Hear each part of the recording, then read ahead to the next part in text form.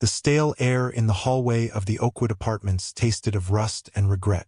Elias Thorne stood before his own door, a flimsy slab of wood that offered little protection from the world, and even less from the man standing in front of it. Silas Blackwood, the building's owner, tapped a manicured finger against a crisp eviction notice. The gold of his signet ring caught the dim, flickering light from the single bare bulb overhead, a small, arrogant sun in their gray universe. 3 months, Thorne, Blackwood said, his voice a smooth, polished stone of contempt. My patience, unlike your debt, is not infinite. Elias felt the hot creep of shame up his neck. He kept his eyes fixed on a crack in the plaster just over Blackwood's shoulder, a jagged line that mirrored the fissures in his own life. Beside him, his 7-year-old son, Leo, clutched his hand, his small fingers a desperate anchor in a turbulent sea. Leo's wide, innocent eyes were locked on the landlord, trying to understand why this man made his father, his titan, seem so small. "I'll have it, Mr. Blackwood," Elias said, his voice low and raspy, the words tasting like ash. "My hours got cut at the garage. I've been picking up side work. Just need a little more time." Blackwood let out a short, dismissive laugh that echoed in the narrow space. "Side work? You think I'm running a charity? This is a business." He gestured vaguely at the stained walls, the peeling paint. "A business that requires capital. From you." He leaned in, his cologne an offensive, cloying cloud. "Friday, noon, the full amount. Or you and the boy will be decorating the sidewalk with your worldly possessions." The threat was plain, unadorned, and brutal. Along the hallway, doors remained shut, but Elias could feel the weight of unseen eyes. He could hear the faint, aborted sounds of life pausing behind the wood. A television silenced, a cough suppressed. His neighbors were witnesses, their silence a chorus of shared fear and powerlessness. They knew the script. They had seen this play before, with different tenants in the starring role of the damned. Leo squeezed his father's hand tighter, a silent plea for reassurance. Elias looked down at his son, at the untamable tuft of brown hair and the trusting gaze that held no judgment, only love. In that moment, the shame receded, replaced by a cold, quiet resolve. He would not break in front of his son. He straightened his shoulders, meeting Blackwood's gaze for the first time. There was no defiance in his eyes, only a profound, weary dignity. "Friday," Elias repeated, his voice steady now. "You'll have it." Blackwood smirked, a predator who enjoyed the squirming of his prey. He saw no strength, only desperation. He saw a broken man making a promise he couldn't possibly keep. "See that I do," he said, before turning with a crisp pivot of his expensive leather shoes and striding away. His footsteps clicked down the hall, each one a hammer blow against the silence. As the sound faded, Elias felt Leo's small body press against his leg. He looked down, managing a weak, strained smile. "It's okay, buddy. We're okay." But as he fumbled for his keys, his hand trembled, and the lie hung heavy and suffocating in the air between them. The door clicked shut, but the humiliation remained outside, seeping under the frame, a toxic fog that now filled their tiny home. The community of silent watchers slowly resumed their lives. The brief drama concluded. They felt a pang of pity for Elias, but it was quickly swallowed by the relief that it was him, and not them. For now, the eviction notice, pinned to the inside of the door by a thumbtack, was a constant, glaring wound. It was the first thing Elias saw in the morning and the last thing he saw at night. Silas Blackwood's signature was an arrogant black slash at the bottom, a mark of ownership not just on the property, but on their fear. The conflict was no longer a distant threat. It was a ticking clock counting down the seconds to their displacement. Blackwood, not content to let the paper do his talking, escalated his campaign of intimidation. He wanted to make an example of Elias, to curdle the hope of any other tenant who might think of falling behind. The next day, 2 men appeared in the hallway. They weren't wearing suits. They were thick-necked and broad-shouldered, with flat, indifferent eyes that seemed to absorb the light. They didn't knock. They just loitered, leaning against the wall opposite Elias's door, smoking and talking in low, guttural tones. Their presence was a physical manifestation of Blackwood's power, a promise of what came after the paperwork. The neighbors, who had been silent witnesses before, now became invisible. Doors were locked, curtains drawn tight. The hallway, once a shared space of transit, became a no-man's land. When Elias had to leave for a cash job, a miserable afternoon spent cleaning gutters for a pittance, he had to walk past them. He held Leo's hand, his knuckles white. One of the men deliberately blew a plume of smoke in their direction. "Nice kid," he grunted, not looking at them, but at the peeling paint on the opposite wall. Shame if he had to sleep in a park. The threat was as clear as the eviction notice. Elias felt a surge of white-hot rage, a primal instinct to shield his son, to lash out. But he choked it down, his jaw tight. He kept walking, pulling Leo gently along, his own heartbeat a frantic drum against his ribs. He could feel their eyes on his back, a physical weight of menace. He didn't run. He walked with a measured pace, each step an act of defiance. He would not show them fear. He would not give them that satisfaction. That evening, the hot water in their apartment went cold mid-shower. When Elias called the building's emergency line, the phone rang endlessly, unanswered. He knew it wasn't an accident. It was another turn of the screw, another small cruelty designed to break his spirit. He heated water on the stove, pouring it into a plastic basin so Leo could wash. "It's like camping, Dad," Leo said, his cheerful innocence a sharp, painful contrast to Elias's own churning anxiety. Elias forced a smile. "That's right, buddy. We're pioneers." But as he watched his son splash in the makeshift tub, the weight of his failure pressed down on him, heavy and suffocating. He was failing to provide the most basic things: warmth, security, a home free from fear. The community's silence was the most unnerving part. Elias had lived in the building for 5 years. He'd helped Mrs. Gable on the second floor carry her groceries. He'd jump-started Mr. Chen's car more times than he could count. Now their eyes slid away from his in the rare moments they crossed paths. They were afraid, and their fear isolated him completely. He was a pariah, his misfortune a contagious disease they dared not get too close to. He was alone, a single, unsupported pillar trying to hold up the world for his son, while a man with a gold ring and a cruel smirk did everything he could to bring it all crashing down. Elias sat on the edge of Leo's bed, the springs groaning in protest. The boy was asleep, his face serene, one hand clutching a worn-out stuffed wolf named Fong. In the quiet of the small room, illuminated only by the pale moonlight filtering through the grimy window, Elias's thoughts drifted backward. He thought of Sarah, his wife, her face vivid in his memory even after 3 years. He remembered her laugh, a bright, musical sound that had filled this tiny apartment and made it feel like a palace. He remembered her hands, always busy, fixing a loose button on his shirt or gently brushing the hair from Leo's forehead. Her illness had been swift and merciless, a storm that swept through their lives and left only wreckage behind. Before she passed, she had made him promise. "Raise him to be a good man, Eli," she had whispered, her voice thin as a thread. "Not a rich man or a powerful man, just a good one, honest, kind. That's all that matters." He had held her hand, the same way Leo now held his, and sworn he would. That promise was the bedrock of his existence, the principle that guided him through the fog of grief and the daily grind of survival. He had been a good mechanic, a proud one. He loved the logic of engines, the satisfaction of diagnosing a problem and bringing a dead machine back to life. But the small, family-owned garage where he'd worked for a decade had been bought out by a corporate chain. The new management saw him as a line item on a spreadsheet.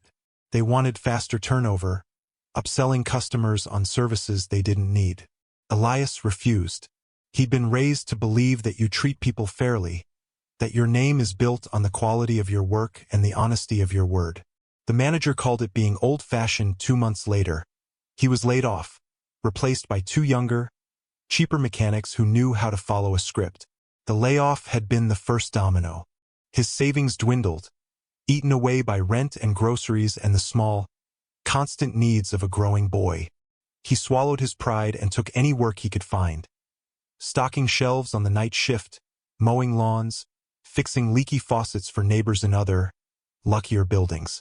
Each job was a small chip at his former self, the proud tradesman reduced to a handyman scrambling for scraps. He was tired.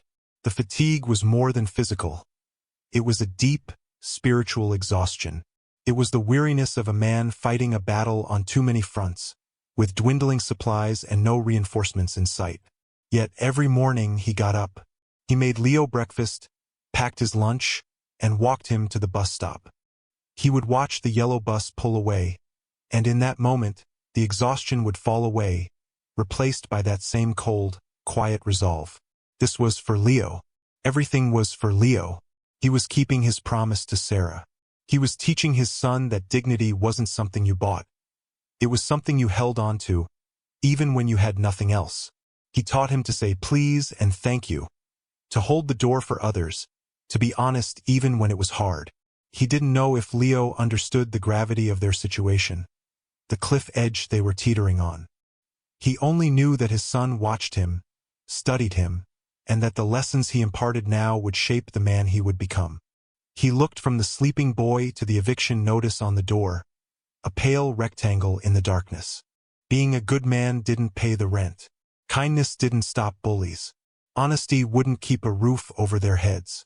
The world, it seemed, didn't value the things Sarah had held so dear. And as he sat there, the weight of that truth felt heavier than ever before. The pressure mounted with each passing hour. Friday loomed, a black hole on the calendar, threatening to swallow them whole. Blackwood's two thugs became a permanent fixture in the hallway, their presence a constant, low-grade hum of menace. They no longer spoke to him, but their silent, contemptuous glares followed him every time he came or went. They were a wall he had to pass through, a gauntlet of intimidation. The community's silence deepened, curdling into something that felt like complicity. Mrs. Gable, whose groceries he had carried just last month, now hurried past him with her head down, her keys already in her hand before she reached her door. Mr. Chun, whose car battery he had personally replaced, now parked on the street instead of the building's lot, avoiding any potential interaction. Elias understood. Blackwood owned their homes, their security. To associate with Elias was to risk attracting the landlord's wrath. They were protecting their own families. But understanding didn't make the isolation any less painful. He and Leo were an island, adrift in a sea of fearful silence.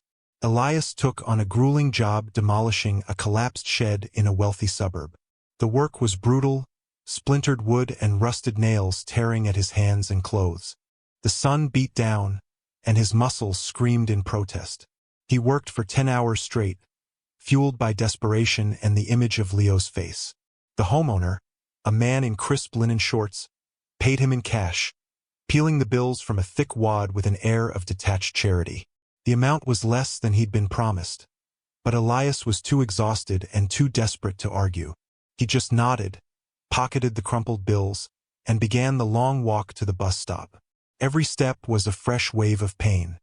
His back ached. His hands were raw and bleeding, and a deep, bone-weary fatigue had settled over him. He felt hollowed out, a shell of a man animated only by a single, desperate need, to get home to his son. He had left Leo with a neighbor in a different building, a kind woman who owed him a favor for fixing her dishwasher last year.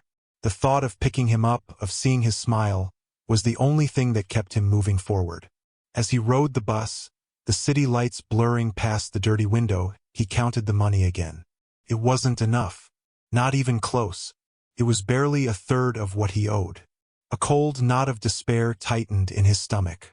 He had worked until he could barely stand, and it still wasn't enough. What more could he do? What was left to sacrifice? The bus hissed to a stop 2 blocks from his apartment. As he stepped out, the chill of the evening air hit him. The street was quiet, the usual sounds of the city muffled and distant. He walked past the darkened storefronts, his own reflection a ghostly, stooped figure in the glass. He felt utterly defeated. The physical pain was nothing compared to the agony of his own inadequacy. He had promised Sarah. He had promised Leo. And he was failing. He reached the corner of his street and saw them. Blackwood's thugs were still there, shadows under the flickering light of the apartment entrance. Their laughter, harsh and ugly, drifted down the block. He paused, hidden in the darkness. He couldn't face them. Not now. Not when he felt this broken. He couldn't let them see him like this, couldn't let them see the defeat in his eyes. He leaned against the cold brick of a building, the rough texture pressing into his aching back, and closed his eyes. For one fleeting, terrible moment, he wished he could just disappear. Elias collected Leo, plastering a smile on his face that felt like a cheap mask. He thanked the neighbor, ignoring the pity in her eyes, and took his son's hand. The walk back to their building was quiet.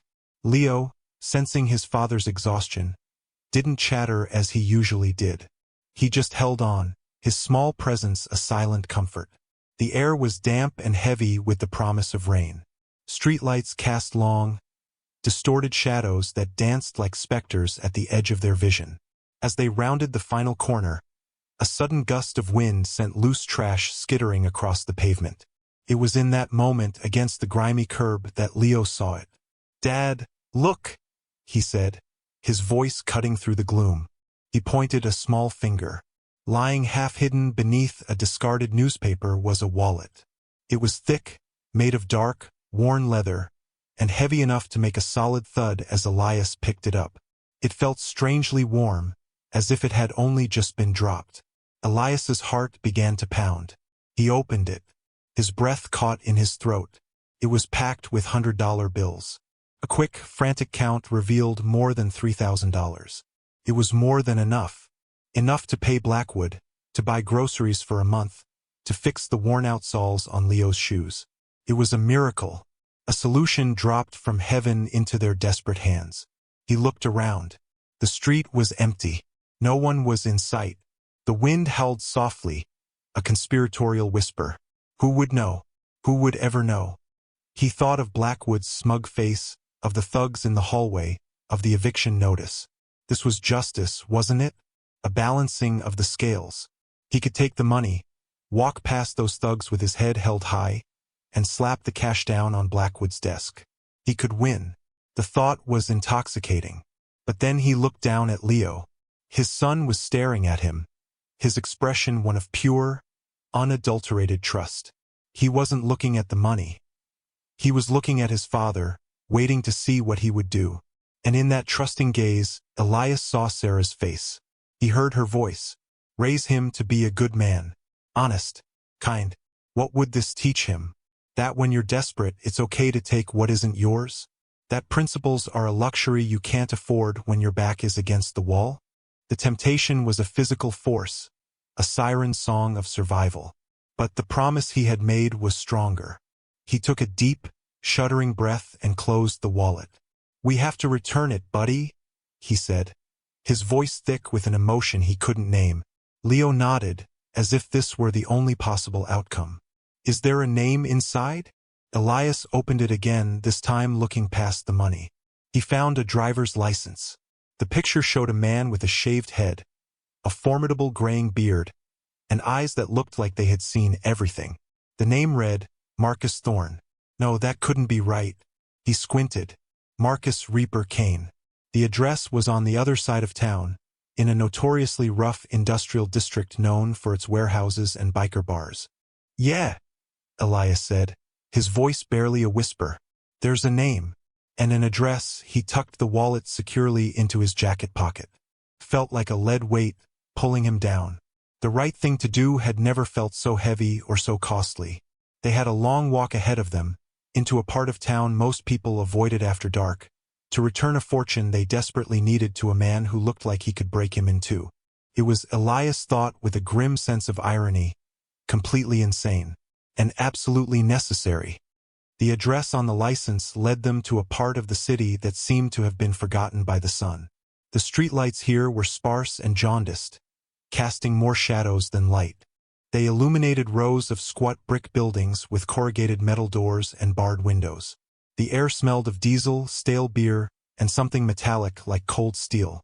At the end of the block, a single neon sign glowed a defiant, bloody red, the Iron Skull.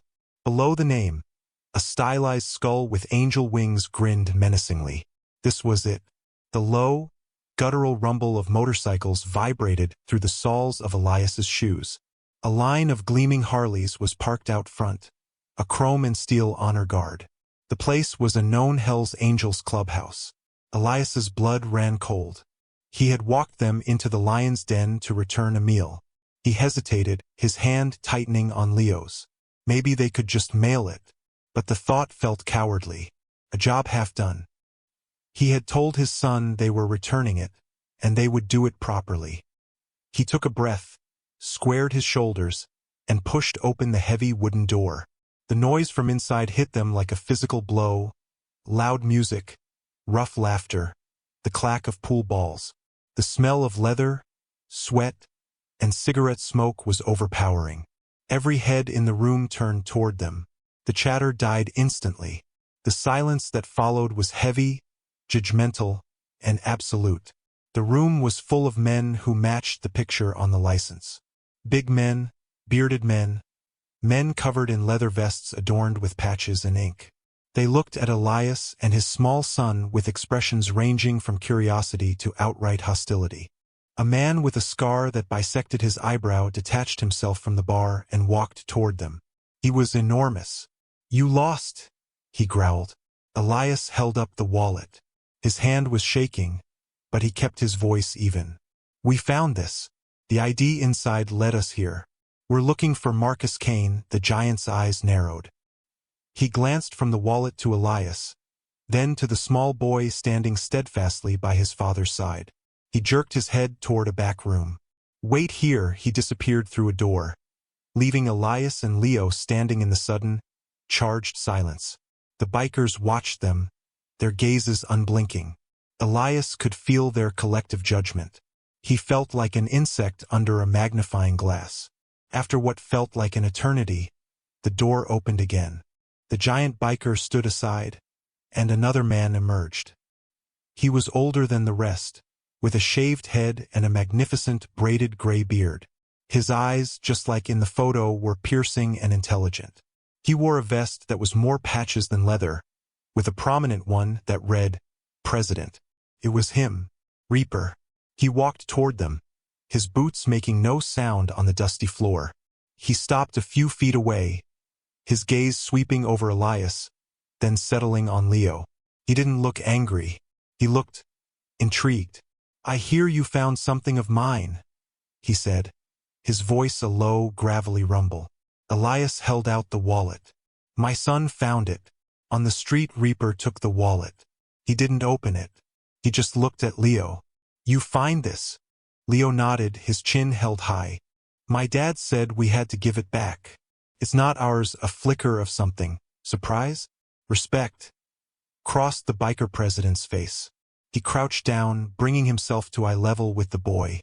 The sheer size of him, even kneeling, was intimidating. "You know what was in here, kid?" "Money," Leo said simply. "My dad said that doesn't matter." Reaper looked up at Elias. A long, searching look that seemed to peel back all the layers of exhaustion and desperation and see the man underneath.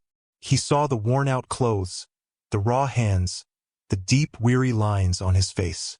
And he saw the unshakable dignity in his eyes. He stood up, a slow, deliberate movement. He opened the wallet, pulled out a single $100 bill, and held it out to Leo. "Finder's fee." Elias put a gentle hand on Leo's shoulder. "Thank you, sir. But we can't accept that." Reaper's eyebrows rose. "No, no," Elias said, his voice quiet but firm. "We didn't do it for a reward." A slow smile spread across Reaper's face, transforming his harsh features. He tucked the bill back into the wallet and then tucked the wallet into his vest. He looked around the silent room, at the faces of his men. "Marco," he rumbled to the giant by the door. "Get the man's name and his address." Then he looked back at Elias. "Thank you," he said. The words were simple, but they carried the weight of a king's decree. As Elias and Leo left, the silence held until the door swung shut behind them. On the walk home, the city didn't seem so dark. The whispers began the next morning.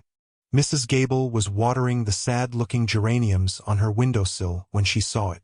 A single, gleaming black Harley-Davidson parked directly in front of their building.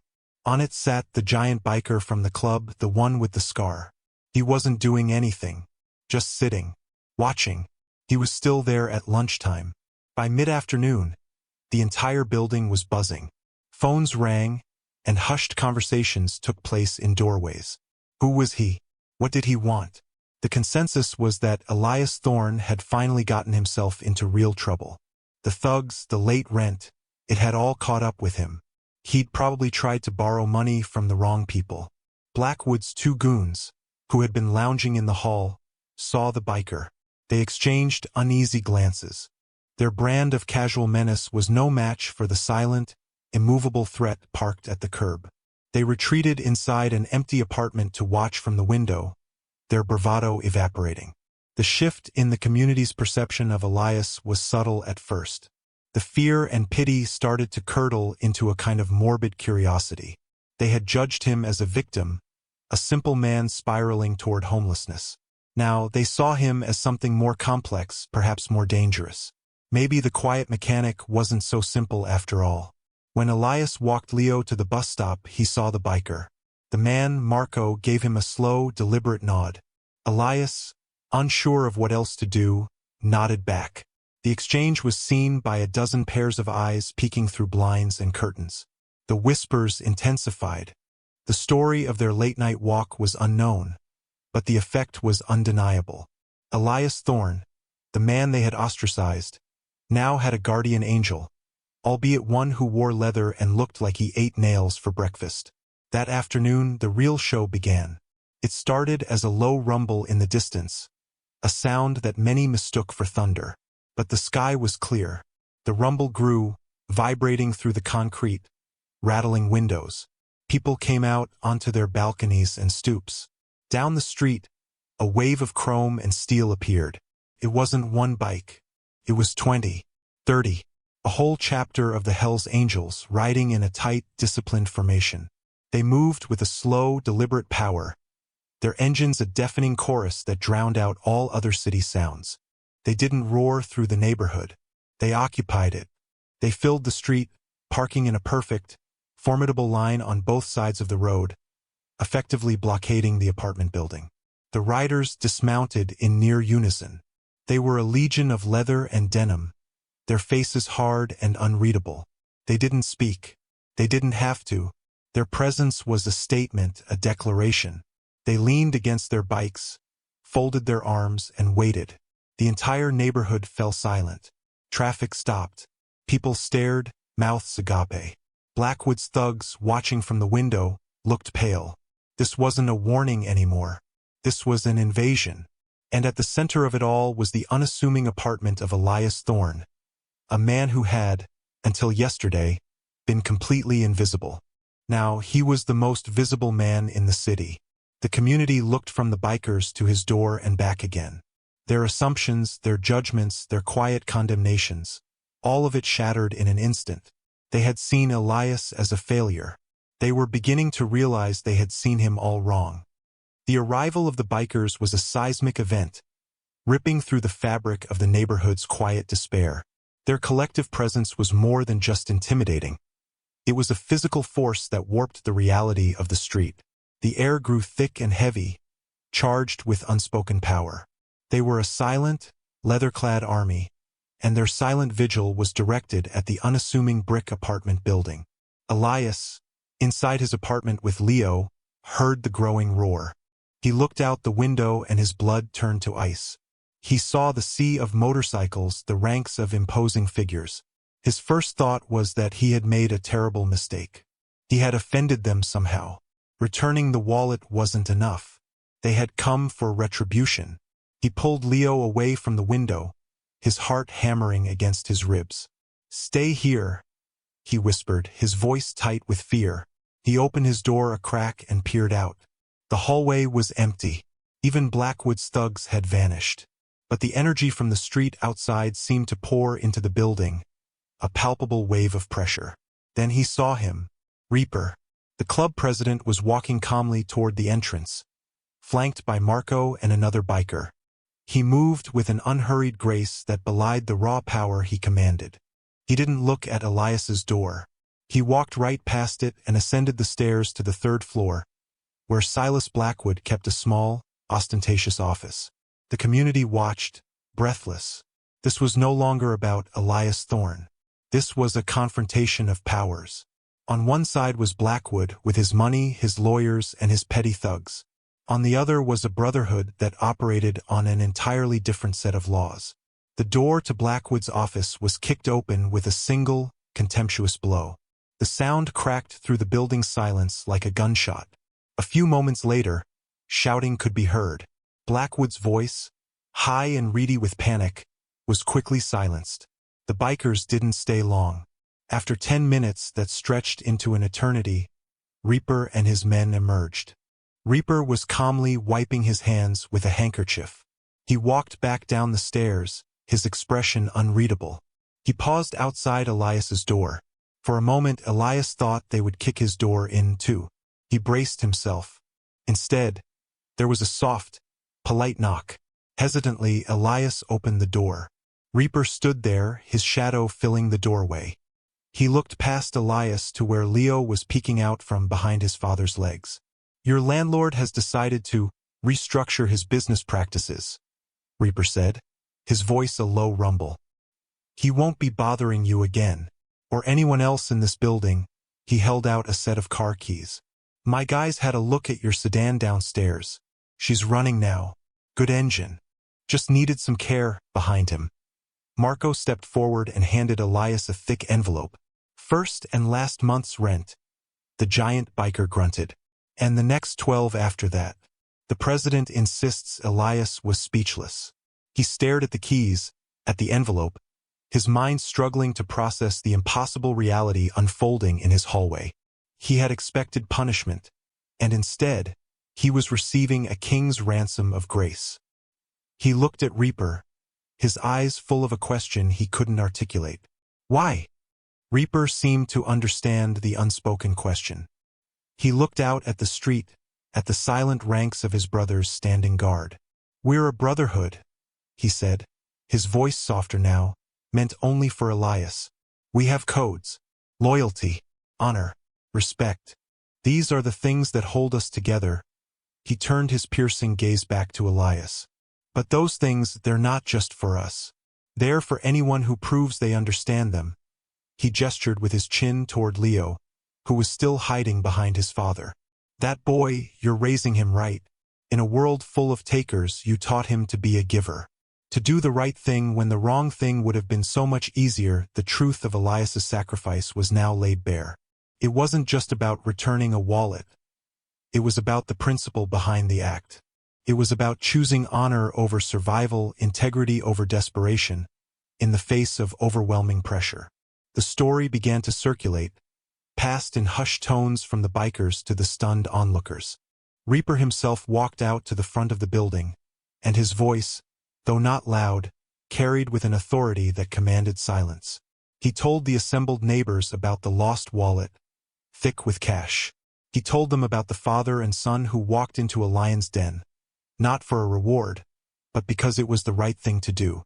"This man," Reaper declared, his voice echoing in the unnaturally quiet street as he pointed toward Elias's window, "has more honor in him than any 10 men I know. He was being crushed by a rat, and none of you helped him." His gaze swept across the faces of the neighbors, and for the first time, they looked ashamed. Their silence had been a betrayal not just of Elias but of the very idea of community. "He stood alone," Reaper continued. "Well, he's not alone anymore. This building, this block, it's under our protection now. You understand? Anyone who lives here is a friend of the club. And you treat your friends with respect." The revelation landed with the force of a physical blow. The neighbors looked at Elias's closed door with new eyes. They saw not a victim, but a man of quiet, unbreakable principle. A man who had earned the fierce loyalty of the most formidable force in the city through a simple act of decency. Mrs. Gable, her face pale, clutched her watering can. Mr. Chun stared at the ground, his face burning with shame.